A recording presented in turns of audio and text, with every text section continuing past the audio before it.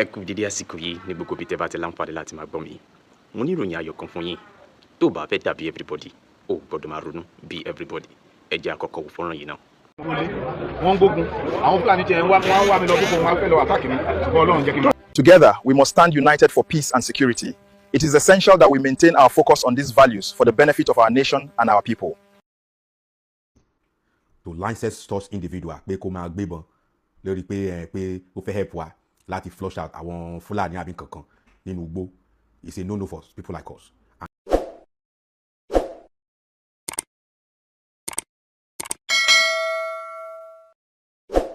ọ̀tẹ̀ ló ń jẹ́ ló ń pè ọ́ kò sẹ́ni tí ò lórúkọ tiẹ̀ àti wípé ọmọ kì í gọ̀ títí sẹ́ẹ̀ kó gbàgbé orúkọ ara rẹ̀. ààfin tèmi ò nílò ìdánimọ̀ lọ́jà tó bá dọ́jà báyìí wọ́n á mọ̀ kó dọ́jà ni. èmi tí ń tòótọ́ Samuel Owóyẹmí fẹ́lẹ́fẹ́lẹ́ láyé lórúkọ mi fẹ́lẹ́ ní gbogbo ìyẹn mọ̀ mí sí. èmi náà kọ́ Ọlọ́run ọba òkè ló fún mi ṣe ní gbogbo ìgbà. Tó bá fẹ́ dàbí everybody, ó gbọ́dọ̀ máa ronú bí everybody. Mo lérò pé ẹ ti rí fọ́nrán yẹn. Mo dẹ̀ wá láti wá yànnàná àwọn kankan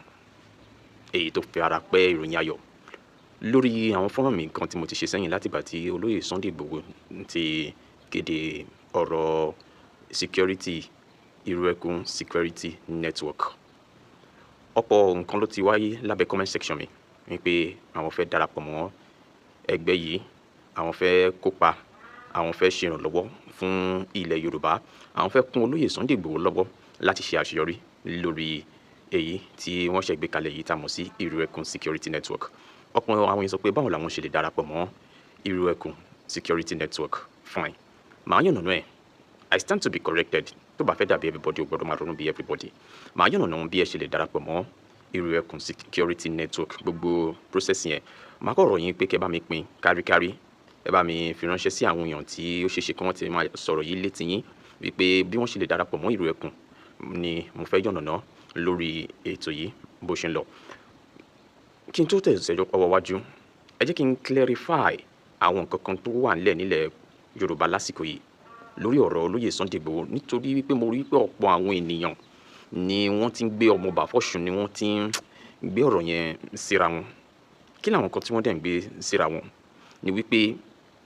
ìjà ẹkùn ó yàtọ̀ sí Irú-Ẹkùn. Irú-Ẹkùn kò ṣeé fi lé ajá lọ́wọ́ jẹ́ èyí tí a ṣe àgbékalẹ̀ rẹ̀ láti ọwọ́ olóyè Sunday Igboho, Sunday Adéyẹmọ tí gbogbo èèyàn mọ̀ sí Sunday Igboho. Mo fẹ́ jẹ́ kí ẹ understand yẹn dáadáa nítorí ọ̀pọ̀ oríṣiríṣi ìjà ẹkùn náà security outfit ni wọ́n, ṣùgbọ́n wọn kì í ṣe ti olóyè Sunday Igboho. Wọ́n yàtọ̀ gédéǹgbé. A dẹ̀ ti gbọ́ lẹ́nu ọjọ́ mẹ́ta yìí tí fọ́nrán kan fi ojú léde wípé olóyè Sunday Igboho ti yànnàná ẹ̀ wípé àwọn ti ṣe kíni, àwọn ti ṣe àgbékalẹ̀ Irú-Ẹkùn lẹ́yìn tí wọ́n gbé síwájú Ààrẹ Bọ́lá Ahmed Tinubu tí wọ́n sì ṣe ohun tó yẹ kí wọ́n ṣe lé lórí. So ẹ̀yin tẹ́ ṣe ń dá òtí ẹ̀, ẹ má gbé fúnra wọn. Ìjà ẹkùn is different from Irú-Ẹkùn. Irú-Ẹkùn jẹ́ ti olóyè Sunday Igboho. Ẹ má jẹ́ kí n pẹ́ lórí ẹ̀. Now, èyí tí mo tún fẹ́ tàn ìmọ́lẹ̀ sí ni wípé àwọn èèyàn kan sọ pé olóyè Sunday Igboho fẹ́ lọ kógun ja àwọn èèyàn kan ní ìlú kan ní ìpínlẹ̀ Ọ̀ṣun lẹ́yìn tí wọ́n ṣe àbẹ̀wò síbẹ̀ tó fi wá di wípé fọ́nrán yẹn ń káàkiri lásìkò yìí. Mo láyọ̀ láti sọ fún yín wípé olóyè Sunday Igboho kógun ja ìlú kankan. Àwọn èèyàn tí wọ́n ń gbé ọ̀rọ̀ yìí wọ́n ń ṣe ọ̀rọ̀ náà gbọ́ ni. Ẹ dẹ̀ mọ̀ pé ẹni tí yóò borin jẹ́ kò ní kọ́ bó lórin ṣe kọ́. Ọ̀rọ̀ kéré dẹrẹ́ tó bá lé kan á dì kan. So ẹ jẹ́ ká get it right wípé olóyè Sunday Igboho sọ wípé wọ́n fẹ́ lọ kógun ja ìlú kankan. Báwo ni wọ́n ṣe máa lọ kógun ja ìlú nílẹ̀ Yorùbá? Èmi náà rí fọ́nrán yẹn tó ń bí àwọn ọ̀rọ̀ yìí síta. Olóyè Sunday Igboho rọ gbogbo àwọn èèyàn tí ọ̀rọ̀ yẹn kàn nínú fọ́nrán yẹn ni pé ẹ dìde, ẹ bá wa gbé ìgbésẹ̀ ọlọ́gbọ́n lórí àwọn nǹkan wọ̀nyí, kì í ṣe wípé wọ́n sọ pé àwọn kógun bọ̀. No, ẹ jẹ́ ká máa ṣiṣẹ́ ìwádìí dáadáa lórí àwọn nǹkan kan. Ẹ mọ̀ pa létí gbígbọ́rọ̀ jura wa lọ. Bí mo ṣe ń rí táwọn èèyàn kan ń gbé kiri tí wọ́n tún wá fẹ́ máa fi lọ olóyè Sunday Igboho, mo ní eléyìí kọ́ la need. Eléyìí tún lè jẹ́ another means of distraction lórí ohun tó wà nílẹ̀ yìí tí mo dẹ̀ fẹ́ jẹ́ kí gbogbo yé gbogbo wa. Ẹ má jẹ́ kí n fọ̀rọ̀ gùn. Mo kàn ní kí n yànnàná gbogbo àwọn kan wọ̀nyí kó lè yé yín dáadáa ni, so that kẹ́ lè get it right. Because olóyè Sunday Igboho kó ogun lọ bá ìlú kankan. ohun tí wọ́n gbé dání tó jẹ́ ìró ẹkùn ni wọ́n sì gbajúmọ̀ lásìkò yìí. And kí n tó yànnàná ìlànà bẹ́ẹ̀ ṣe lè darapọ̀ mọ́ ìró ẹkùn, ẹ má bínú, wọ́n ní tí igi bá rẹ̀ lugi torí ẹ̀ la kọ́kọ́ ń gbé. Mo ní láti yànnàná àwọn nǹkan wọ̀nyí, please. Mo ní láti yànnàná nítorí ó wà very very important kó tó di wípé ó fẹ̀jú kẹ̀kẹ́ ju bó tiẹ̀ lọ. Mo rí write-up kan tó jẹ́ pé látìgbà tí olóyè Sunday Igboho ti sọ̀rọ̀ ìró ẹkùn lóríṣiríṣi àwọn èèyàn ti ń sọ̀rọ̀, kódà àwọn èèyàn kan ń tako ìgbésẹ̀ yìí. Ó dẹ̀ máa ń dùn mí púpọ̀ pé tá bá rẹ́ni tí ń fà á síwájú táwọn èèyàn kan dẹ̀ ń fà á sẹ́yìn, ohun ìbànújẹ́ ni. Arábìnrin kan ló jáde ní lẹ́nujọ́ mẹ́ta yẹn tó ń sọ di mímọ̀ pé wọn kò gbọdọ̀ kí olóyè Sunday Igboho máa rò ó pé wọ́n máa fún wọn ní ìbọn àbí wọ́n máa fún wọn ní àwọn èrò ìjọ̀gbọ́n láti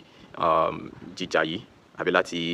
gbéná wojú àwọn tó wà nínú igbó reserve wa tí wọ́n ń domi àlàáfíà ìlú pé kó má lọ máa rò ó tí wọ́n bá wá fún wọn ní àwọn irinṣẹ́ kí ló fẹ́ fi jà. Ṣé mọ̀ pé lára nǹkan tó ń kó bá àwọn àmọ̀tẹ́kùn tí wọ́n ṣe àgbékalẹ̀ ni pé àìfi àyè gbà wọ́n láti gbé àwọn èròjà ogun kan ni. So olóyè Sunday Igboho tẹ́ ń sọ wípé ó dáa kí ló fẹ́ fi jà. A ní láti máa ronú, a ní láti máa think deeply. Common sense is not common sometimes because nígbà tẹ́ ń sọ pé kí ló fẹ́ fi jà, ok ṣọwọ́ lásán ni wọ́n fẹ́ fi lọ kojú àwọn arábí yìí, ok ṣé àwọn bọ́ǹbù àwọn kinní tí wọ́n lò yìí ṣé ọwọ́ lásán ni. Àwọn àmọ̀tẹ́kùn tí wọ́n fún láàyè láti lo àwọn ìbọn tó jẹ́ ojúlówó, àwọn ọdẹ wa gan ẹ rí bí wọ́n ṣe ń ṣe wọ́n. Ẹ dẹ̀ mọ̀ pé lórí ọ̀rọ̀ yìí a gbọ́dọ̀ dira dáadáa ni. Mi ò ní fẹ́ pẹ́ lórí ọ̀rọ̀ arábìnrin tó ń sọ wípé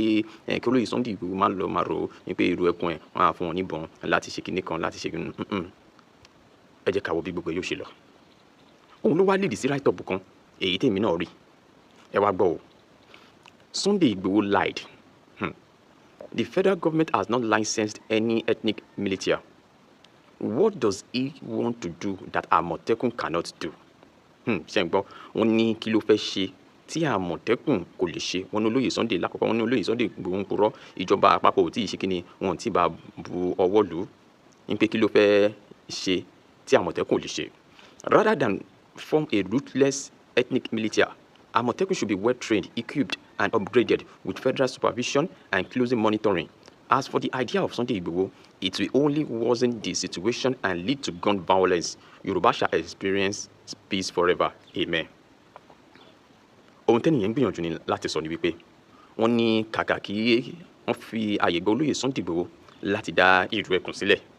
wípé kí wọ́n ṣe ìròyìn lágbára fún àwọn àmọ̀tẹ́kùn, kí wọ́n train wọn dáadáa, kí wọ́n equip wọn, kí wọ́n upgrade wọn dáadáa, kí wọ́n sì ṣe àmójútó wọn láti jẹ́ kí àwọn náà di nǹkan tó nítumọ̀. Wọ́n ní fún ti idea olóyè Sunday Igboho, wọ́n ní ó tún máa lead sí àwọn nǹkan worst situation, ó dẹ̀ tún máa yọrí sí fífi ìbọn ìwà ìdàlúrú. Ṣé gbọ́? Abala máa ń kó dànù, a kì í kálábà dànù. You have spoken well to some extent, but sir, ẹni tó kọ write-up yẹn, mo fẹ́ jẹ́ kẹ́ mọ̀ wípé ká fi ọwọ́ wẹ ọwọ́ lọ́wọ́ fi mọ́. Ọwọ́ kan ò gbẹ́rù dórí, igi kan ò lè dágbó ṣe. Àtìgbà tí a ti ń pariwo kí wọ́n equip àwọn tí ń ṣe àmọ̀tẹ́kùn yìí, kí ni ìgbésẹ̀ tí ìjọba gbé? Ìgbà tí gbogbo wa bọ́ sórí tán la wá ṣe ń sáré sọ̀hún sáré síbí.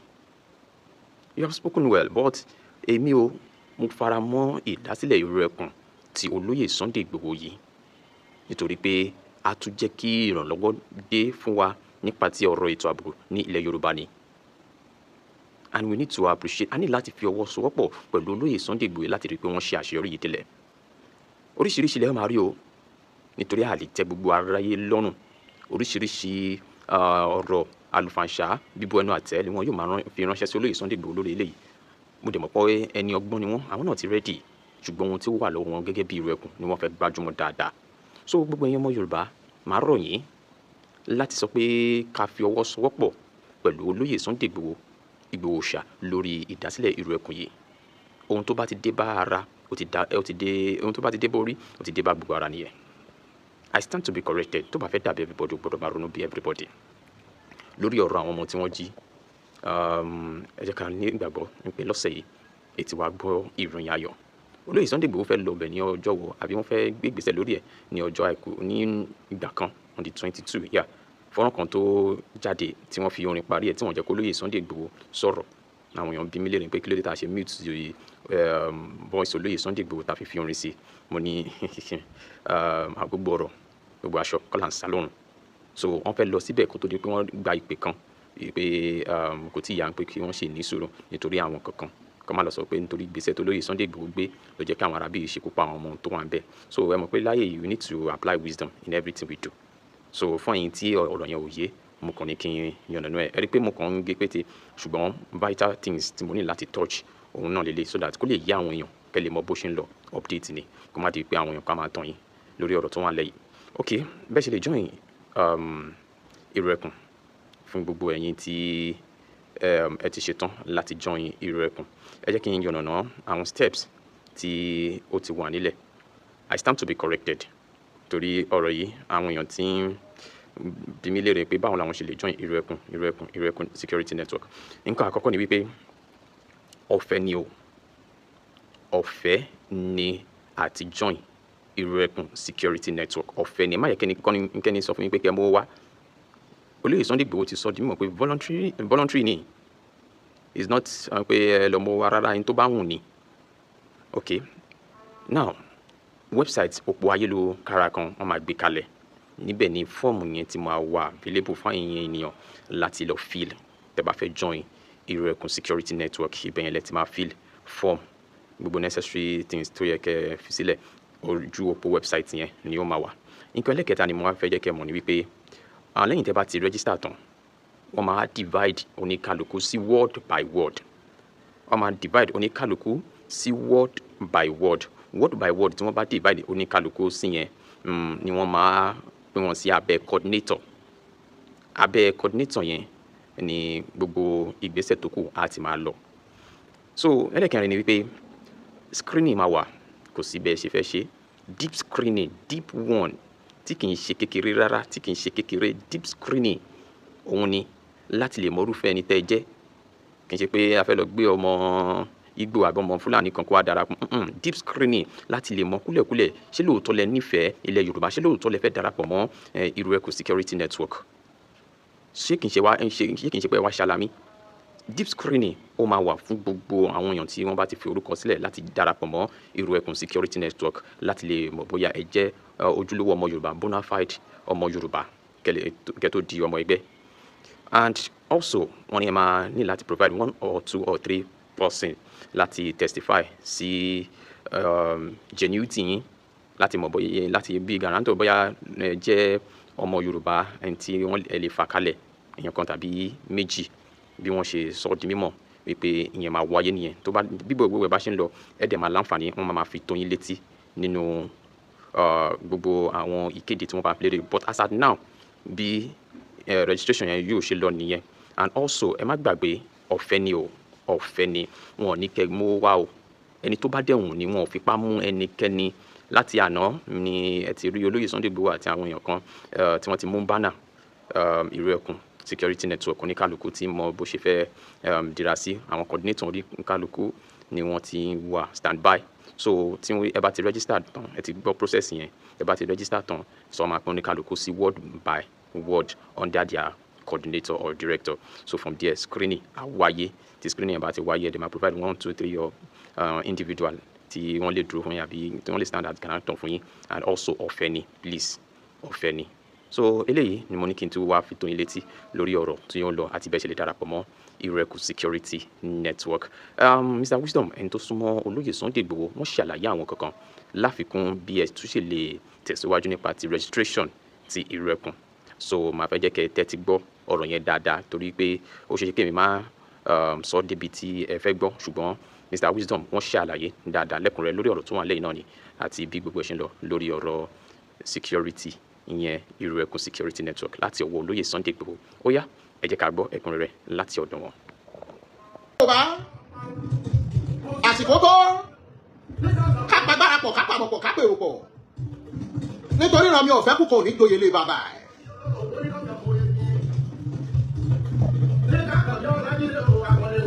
ẹ bá mi pín lógúnlógún ẹ bá mi pín lọ́gbọ̀nlọ́gbọ̀n ẹ bá mi pín nígbà. ó ṣe bẹ́ẹ̀ gàbá kàn mọ́ gbogbo wa la mọ̀ bí wọ́n ti jí wa gbé lórí ìhùn wa. olóko ò lè lóko olódò ò lè lódò ọlọ́mọ ṣàfẹ́kù ọmọ rẹ̀ ìdílé ń parun lórí kò jíkò gbogbo olórí wọn kò dodo ọ̀rọ̀ wọn ò fẹ́ gbọ́ orí bídà náà bá lè jà ó lábúrò tó gbójúlé mo fẹ́ láǹfààní mo fẹ́ nà yẹ́bẹ́yẹ́bẹ́ gbogbo ohun tó fa kùjẹkùjẹ látẹ̀yìnwá àwọn kan ní we are illiterate we are taking law into our hands that is why we registered a security outlet called Ìrú-Ẹkùn. Ìrú-Ẹkùn. Kí ni ìtumọ̀ Ìrú-Ẹkùn? Nítorí àwọn àgbà péjọpọ̀ wọ́n kọ́ ní ọgbọ́n tán wọ́n kọ́ lè mọ̀ ìgbà wọ́n kọ́ lè mọ̀ tán wọ́n kọ́ lè òye ó kù dẹ̀dẹ̀ kí wọ́n kọ́ ní ọ̀rọ̀ nílẹ̀ bámọ́ ni wọ́n fi lọ́rùn nílé ibi tó bá ti bá ní la ti ń sọ àwọn àgbà yìí ló wá pera wọn kọ̀ wọ́n pera wọn pọ̀ wọ́n pera wọn nídà kọ́ńkọ́ wọ́n lórúkọ wo ni ká máa jẹ gan ẹ̀gbà wọ́n wò ọ̀sáwò ìwòrìwò ohun abájọ́ wò gẹ́gẹ́ nígbú wọ́n ní Ìrú-Ẹkùn kò ṣeé fi lájá lọ́wọ́ wọ́n lájá tó bá dọrú ẹ̀wò yọ́dẹni ẹbọra ní àwa tún wọnúwé àwọn òyìnbó náà ní tiger tail as long as you don't touch the tiger by the tail it will harm you lórí wọn ìgbà tó ò bá ti tẹ́ kìnìún wa nírù mọ́lẹ̀ kò ní ṣe kankan bàbá rí àwọn tí wọ́n gbé gbòòrò tí wọ́n ṣiṣẹ́ wọn tí wọ́n jẹ wá lóko tí wọ́n jí wa lọ́mọ gbé kí wọ́n máa bá wa gbárin ìlú àwa láǹfààní alọ rẹ́gísítà Ìrú-Ẹkùn àwọn kan pè mí pé wo ní ìjà ẹkùn wọ́n fi gbogbo ẹnu sọ fún àwọn òmò àpàkan tí ń jẹ́ ìjà ẹkùn ó rí gbogbo tó bá ti dá sílẹ̀ tí ò bá ti ní piracy ajẹ́kùn tí ọ̀tá ni má gbàgbé pé lọ́jọ́ kìíní àná tó lóye Sunday Igboho bẹ̀rẹ̀ ohun tí wọ́n pè ní Yorùbá nation struggle bẹ́ẹ̀ lára àwọn èèyàn tí wọ́n dìde irú bẹ́ẹ̀ náà ni èèyàn kan tó pera rẹ̀ ní ìjà ẹkùn ó rí Ìrú-Ẹkùn ni ó ta dá sílẹ̀ Ìrú-Ẹkùn ṣe é fi lájà lọ́wọ́ ó rí àwọn súnmọ́ àwọn lawyers asúnmọ́ àwọn bàbá orí adé àtàwọn èjìgbàrà lẹ̀kẹ̀ wọ́n ní ká bá fẹ́ gbẹ̀gbẹ̀sẹ̀ wọ́n ní ká kọ́kọ́ lọ forúkọ sílẹ̀ lábẹ́ ìjọba olóyè Májàsọ́lá pagbára pọ̀ wọ́n fi mọ̀ra àwọn olóyè àwọn ọ̀jọ̀gbọ́n wọ́n fi ṣe kíni wọ́n fi ṣòdiwọ̀n ayé wọn wọ́n gbé kíní ìsọ́dọ̀ ìjọba wọ́n wò ó sọ́tún wọ́n wò ó sósì wọ́n ní káwọn bàbá wa bí àwọn ọba tí wọn ò fẹ́ dárúkọ pé àwọn náà kí wọ́n buwọ́ lù ú let's secure the lives and properties of our people wọ́n wá buwọ́ lù tí wọ́n ń pè ní Ìrú-Ẹkùn ló fi jẹ́ pé àwọn tí wọ́n ní olóyè Sunday Igboho wọn ò lọ sí ìlú Ògbómọ̀ṣọ́ bẹ́ẹ̀ bá wo fídíò kan láyé àjẹni lórí péjì mi mo post ẹ̀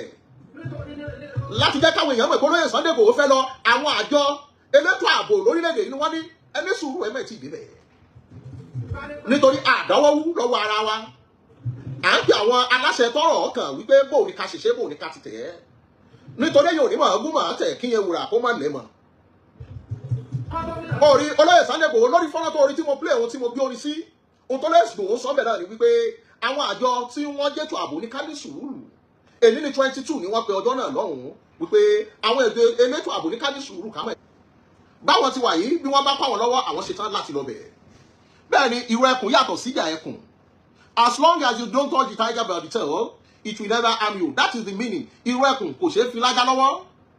ọgbọ́ bẹ́ẹ̀ ni Ìrú-Ẹkùn as long as you don't touch the tiger by the tail bọ́ọ̀ bá ti mú kìnìún ẹkùn kó o máa fi ìrú ẹ̀ ṣeré kò ní ṣe nǹkan kan fún ọ òun ni ìtumọ̀ wípé bàbá láwọn tí wọ́n bá ń bẹ́gbòrò tí wọ́n ṣiṣẹ́ wọn tí wọ́n sínú gbó rìsáàfù tí wọ́n jíyàn gbé ẹ máa ṣe tiyín lọ àmọ́ tá a bá rẹ́ni tí ń da àlàáfíà ìlú rú wọn láǹfààní àjọ gbogbo agan síra wa èyí ni gbogbo ẹ̀yin tẹ́ ní Ìgbòho kò ṣe gbá kò ṣàwo ó rí ohun tó bá ti ṣe ni lákọ̀ọ́kọ́ kò gbúdọ̀ tún ṣe ni lẹ́lẹ́kejì ló fi jẹ́ ká láǹfààní ká fẹ́ sí òfin tọ̀ ọ́ ká bí àwọn lawyers wa ká bí àwọn bàbá wa wípé báwo ni ká ṣe rìn àwọn ni wọ́n wá sọ fún wa wípé ẹja láǹfààní ká létò ààbò tó yanrantí kíjọba kókun wa lọ́wọ́ ká sì láǹfààní ká mọ̀ tẹ̀síwájú òun ni Ìrú-Ẹkùn yìí dálé lórí ó dálé lórí pé bóò láti ṣe ètò aláàbò wa bóò láti fẹ́ dáàbò bóra wa ó rí orúkọ àmọ́ ìjọra wọn ohun tí wọ́n pè níjà ẹkùn àwọn ò mọ̀ kankan pa ẹ̀ àwọn tí wọ́n dájà ẹkùn yìí lẹ̀ lóòótọ́ ni wọ́n wá sílé olóyè Sunday Igboho wípé àwọn dá security kan lẹ̀ olóyè Igboho sì bá wọn ya fọ́tò àmọ́ olóyè Igboho kọ́ ló ní ohun tí wọ́n pè ní ìjà ẹkùn àwọn dá sílẹ̀ láti máa fi báwọn èèyàn ṣe ọdẹ bí àwọn ẹni tó bá fẹ́ gbọ́lọ́dẹ sílé nǹkan kan ní Ìrú-Ẹkùn wà fún ìjà ẹkùn ohun tí ìjọba fòǹtẹ̀lù ló wà fún mo ní kí n láǹfààní kí n kọ́kọ́ yànnà lẹ́ẹ̀ àwọn kan sì ń pè mí ṣàkíyèsí ọ̀rọ̀ kan tó ṣẹlẹ̀ nílùú Ẹ̀sà Òkè òun náà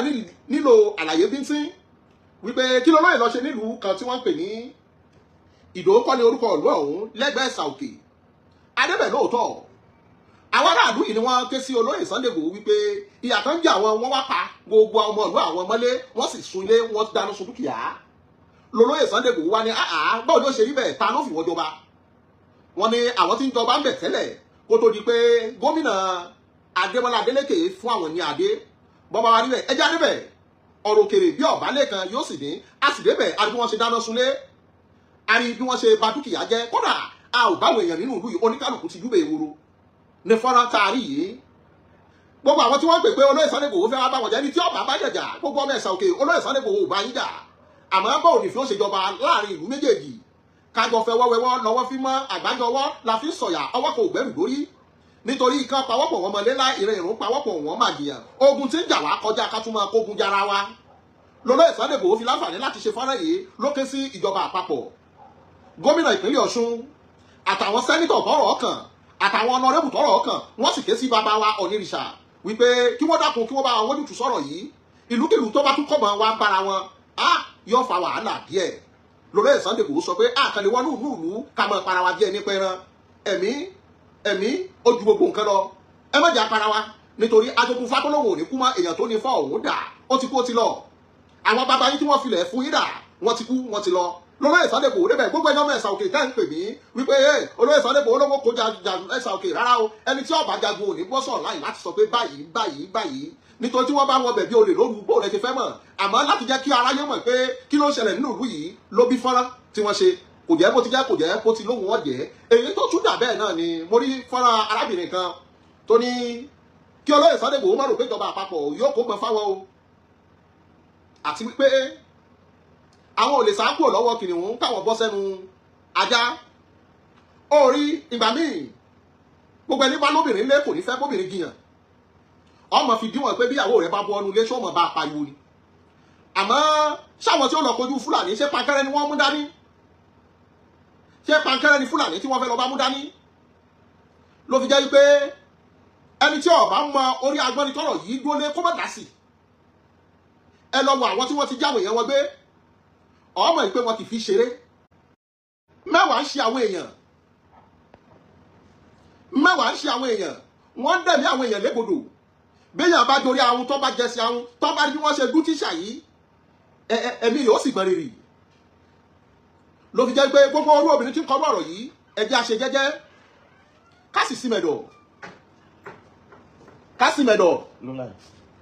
kásìmẹ̀dọ̀ orí ìyíta aláfààní tá a kọ tá a dálẹ̀ fúnra wa, òun la pè ní ìrù ẹkùn tí ò ṣe ń fi lájá lọ́wọ́. Ẹnikẹ́ni ajá tó bá dánwò yọ dẹni ẹbọra. Orí ìrù ẹkùn tiger tails, as long as you don't touch the tiger by the tail it will harm you. Ohun tá a gbà lérò táwa fi sọ nírù ẹkùn nu. Gbogbo ìjà ẹkùn àwa ò mọ̀ ń pa rẹ̀. Ló fi jẹ́ ká mọ̀ tètè ké ká sì máa pariwo wípé orúkọ yàtọ̀, ó lè jọra wọn. Ó yẹ kẹ́ ẹ ti mọ̀ wípé orí tí olóyè Májàsọ́lá gbé wá sáyé ni orí wípé bó bá dà kálẹ̀ káyọ̀ ọmọ fò pé àwọn ò gbà mọ́ lọ́wọ́. Irú ẹkùn tí ò ṣe é fi lájá lọ́wọ́. Arábìnrin yìí ẹ dákun ẹ ṣọ́ra ṣe. Ọ̀rọ̀ tẹ́ ẹ kọ yìí tẹ́ ẹ bá wọn comment section, people shed you tí ò sì yẹ kó rí bẹ́ẹ̀. Kí ni irú ọ̀rọ̀ yìí? Kí wọ́n má gbẹ́bọn lé wọn lọ́wọ́. Ṣé àwọn tí wọ́n pààyàn yẹn tẹ́ yín lọ́rùn ju ẹni tí ó dáàbò bò wá lọ? Àwọn tá à ń sọ yìí wọ́n kó wọn wọlé without the government approval.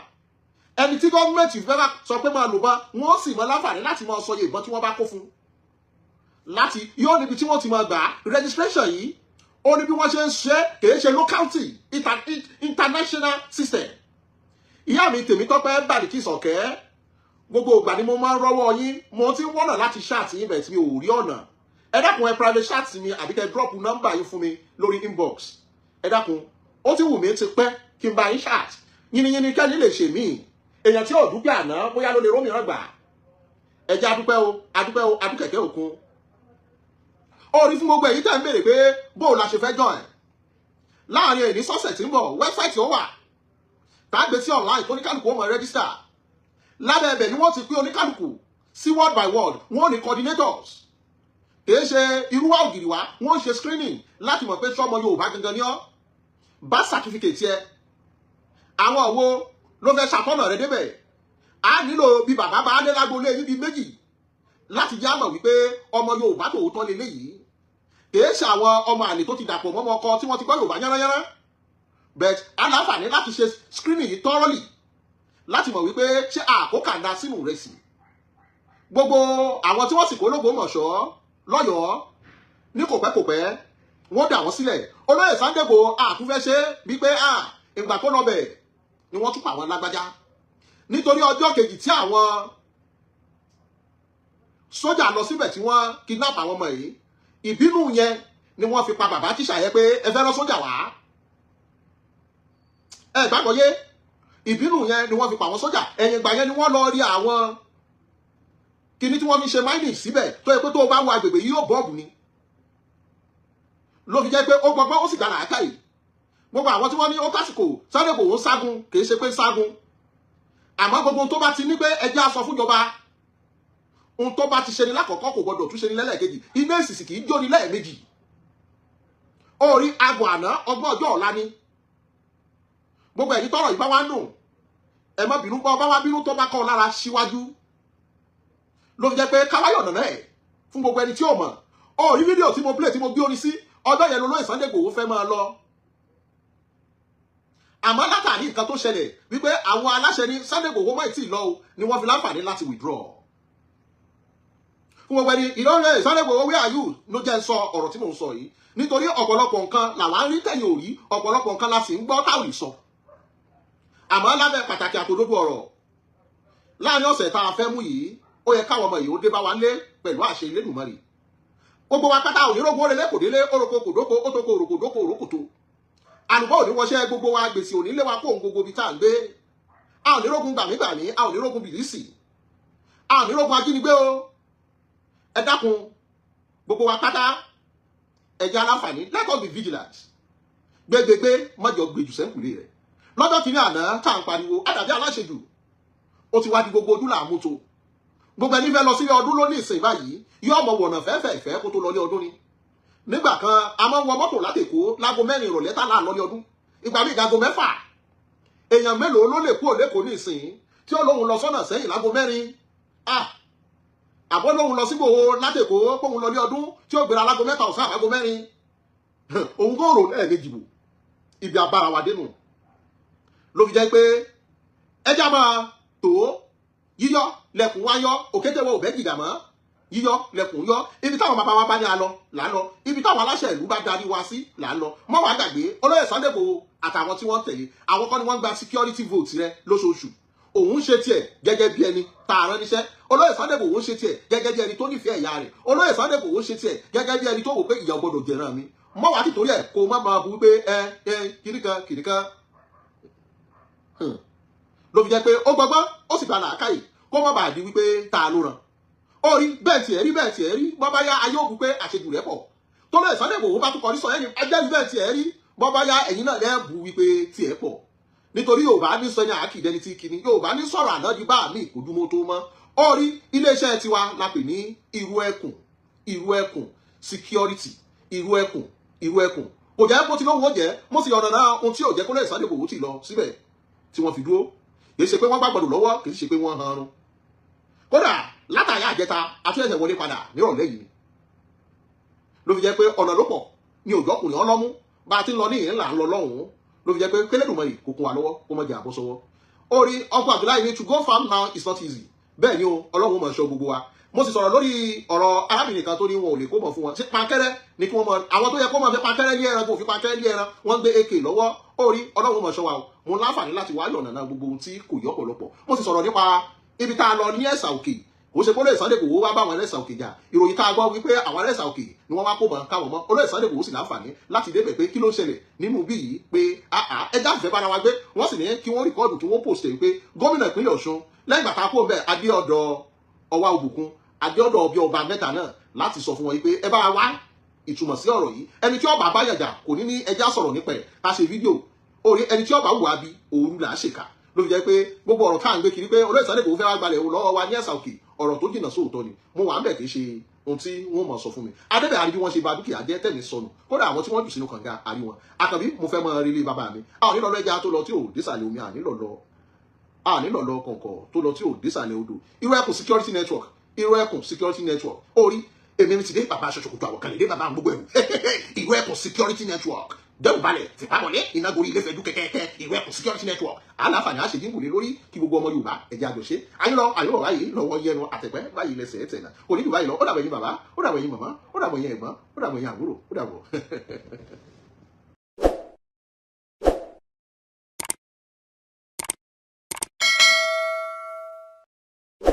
ọ̀tẹ̀ ló ń jẹ́ ló ń pè ọ́ kò sẹ́ni tí ò lórúkọ tiẹ̀ àti wípé ọmọ kì í gọ̀ títí sẹ́ẹ̀ kó gbàgbé orúkọ ara rẹ̀ ààfin tèmi ò nílò ìdánimọ̀ lọ́jà tó bá dọ́jà báyìí wọ́n á mọ̀ kó dọ́jà ní èmi tí ń tòótọ́ Samuel Owóyẹmí fẹ́lẹ́fẹ́lẹ́ láyé lórúkọ mi fẹ́lẹ́ ní gbogbo èèyàn mọ̀ mí sí èmi náà kọ́ Ọlọ́run ọba òkè ló fún mi ṣe ní gbogbo ìgbà.